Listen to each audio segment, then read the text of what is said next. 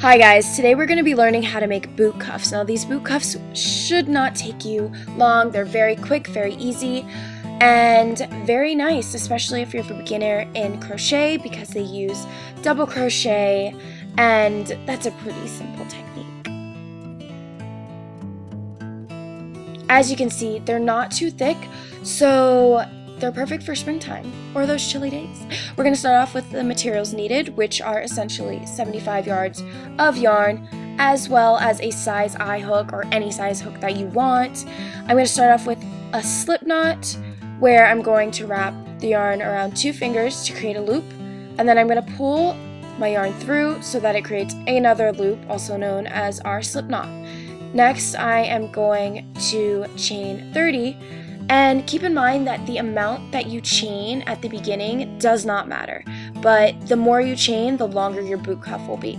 So if you decide to chain less than I do, just keep in mind that your boot cuff will also be shorter than mine.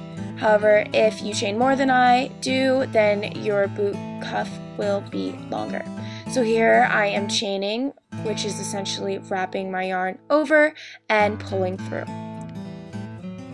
Okay, so next we're going to move on to row 1, where I'm going to double crochet in the 3rd chain from the hook and every other chain across. So to do this, you're going to skip 2 chains at the beginning,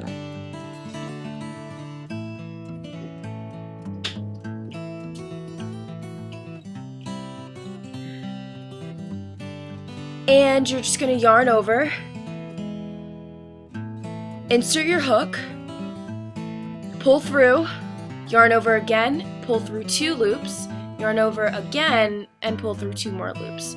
Now if you're confused about double crochet, there are plenty of videos here on YouTube that can actually help you with this. It's a pretty basic crochet technique. So yeah, and we're gonna double crochet in every chain across until we reach the end of row 1.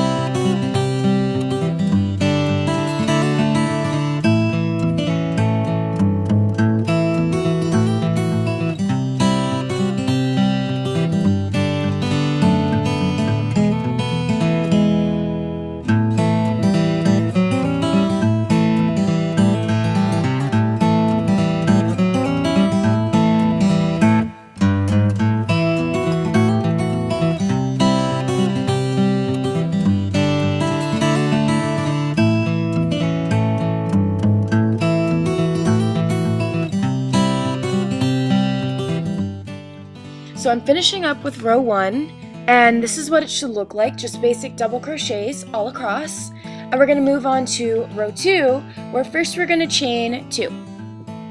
So you guys already know how to chain. We're just going to wrap our yarn over and pull through. Do this twice, and then we're going to turn our work.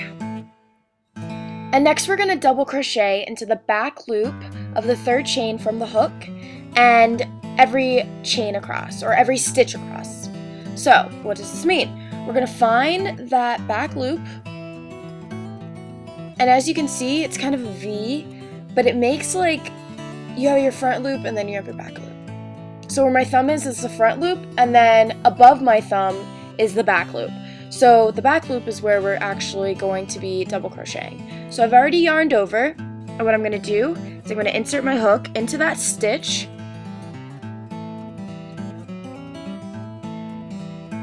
and I'm just going to go through as if I'm doing a normal double crochet.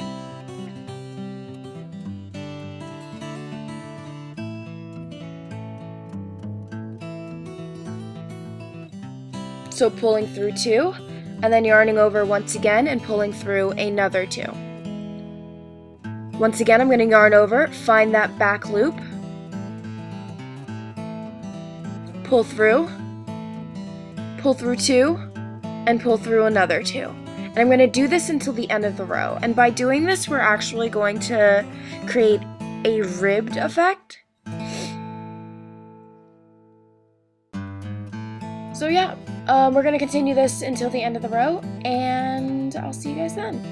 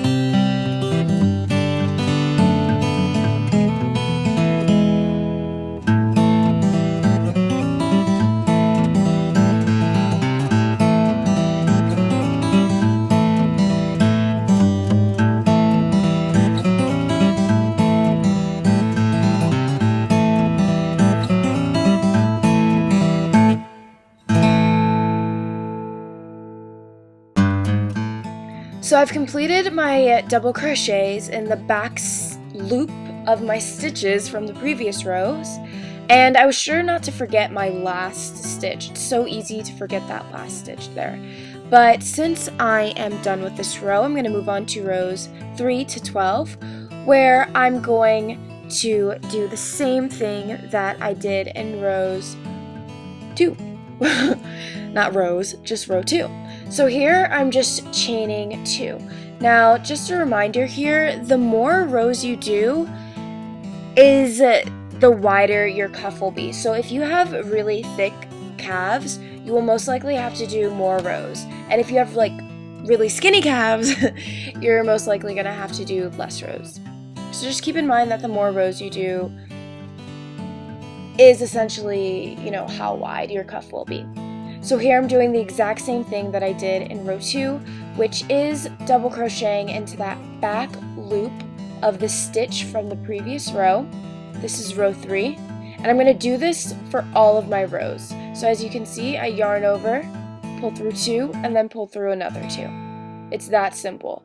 And if you're ever confused, just go back to row 2 where I explain things in detail, and hopefully it'll make more sense then.